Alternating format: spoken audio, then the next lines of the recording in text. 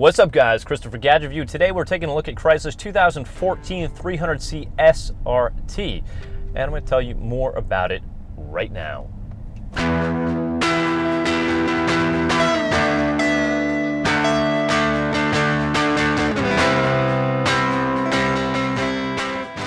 Refined muscle. That might be the most apt description for Chrysler's 300 SRT.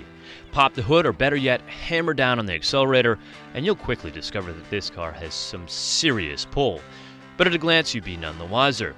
That said, the SRT version of the 300C boasts a lowered front that all but kisses the pavement, boulder wheels replete with Brembo brakes, 4-inch chrome exhaust tips, and lastly, and most certainly not least, a 6.4L HEMI V8 engine that produces 470 horsepower and 470 pound-feet of torque. Now 0 to 60 is reported at 4-second range, because in this car is a track mode that not only changes the dampening system, but also allows you to measure 0 to 60 times in addition to 60 to 0 brake times. It will also allow you to review your G's, your steering, speed, torque, all that good stuff right here on the 8.3 inch. We're on our favorite canyon road here in Malibu, and we've got a lot of windies to go through, and that will really sort of exemplify what the 300C can and can't do. One final note before we take off, and that is that there's a sport and track mode. Now, we talked about the track mode a little bit. There was actually a button if you go into the menu here on the touchscreen, and you can select the dampening. So by default, this car is in auto dampening mode, meaning that it will adjust accordingly to the road, and it's just kind of more of a laid back. It's a softer ride, effectively. The sport and track, same kind of dampening. It's firmer, so there's less body roll. The car's much more compliant. And then once you get into the sport and track mode, the track mode being the most extreme, of course, it changes the shift points as well as the accelerator gets remapped, so it's a little bit more sensitive. So I'm going to go ahead, and I'm kind of just, having a leisurely drive here. A little bit bumpy, but it's not too bad. It's pretty soft. I mean, going down the highway, this is a comfortable ride. Going through, regular sort of like surface streets, it doesn't feel overly aggressive or stiff. So the caveat to having it in just the regular mode is a less compliant ride, meaning that the car just doesn't turn quite as effectively. You're sort of waiting a little bit for things to catch up, but the give there is that it's a lot more comfortable. Hit the SRT button, you go into sport mode, and you'll almost immediately feel the dampers tighten. Give it a little go here, and sweep through this corner. One of the caveats to this car, despite the amount of power, and you can actually see and feel and probably hear, I don't know about feel, but you can definitely hear and see how much pickup there is, but there is only a 5-speed gearbox in here. So you kind of end up with sometimes a scenario where it doesn't know what gear it wants to be in, and nor can you find all the torque because you've already sort of shifted up into the next gear, which lowers your revs. And to really get the torque out of this car, you've got to be above the 4,000 RPM range. But still, for a car this big, it really does handle quite well. And part of that also is translated through the steering, which is not, I'm happy to report, electronic. It is hydraulic. So it doesn't vary from mode to mode, which I'm fine with. But what you end up with is you're connected to the road. You can feel the feedback. They're not able to take out all the bad stuff, but I'd rather have the bad stuff. In other words, if you hit potholes and so forth, you can kind of feel the steering wheel move.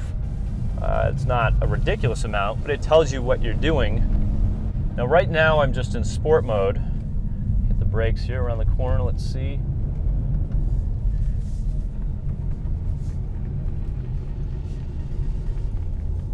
And see, now it doesn't know kind of what gear to be in. Let's get it back in drive. To put it back in drive, you just got to hold the shift up, either here on the paddle or on the stick. But you can kind of see that I can't quite get the power I want in auto mode. Even though I'm in sport mode, it's sort of lacking.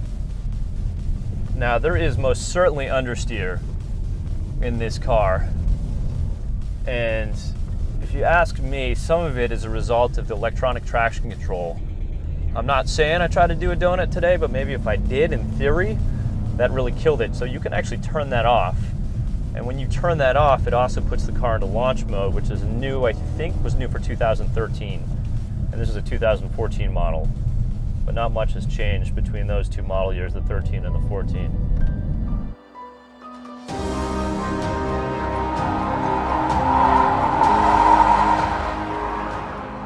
It is remarkable how much grip there is, again, for this car of this size. You probably would think the opposite looking at it from the outside, because it's far more tame than the SRT models, perhaps even more than the Jeep, which I have not driven, but would like to, hint, hint, Chrysler.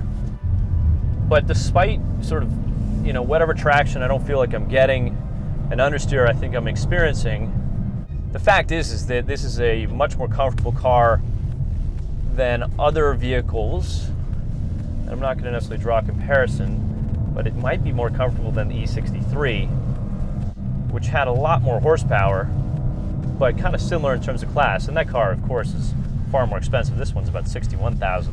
So, coming back to the comparison, sort of all things relative, though, the 300 SRT is very impressive for what you're getting for the money. It doesn't handle as well. There's most certainly more understeer. The car just isn't as compliant. It isn't as sticky. Whereas, the RS7 and the E63 were much more stuck to the road and felt, for lack of better words, more on rails. But rails or no rails, the 300 SRT, put quite simply, is a blast to drive. Impressive is the ride comfort in auto mode, as are the track and sport modes, which, mind you, when turned on, vastly increases the car's connection to the road. Though be warned, when either are activated, the caveat is apparent, which is generally delivered in the form of unforgiving potholes and those alike. And that might best describe the 300 SRT, which is to say unforgiving. It's brash and not nearly as refined as its European counterpart, provided, of course, you're willing to draw that parallel. And if you do side with whatever you deem the European equivalent, dare you state it aloud, because you're sure to lose that argument based simply on the massive price delta. So concede defeat as I have, and sum up the 300 SRT as this: refined American muscle.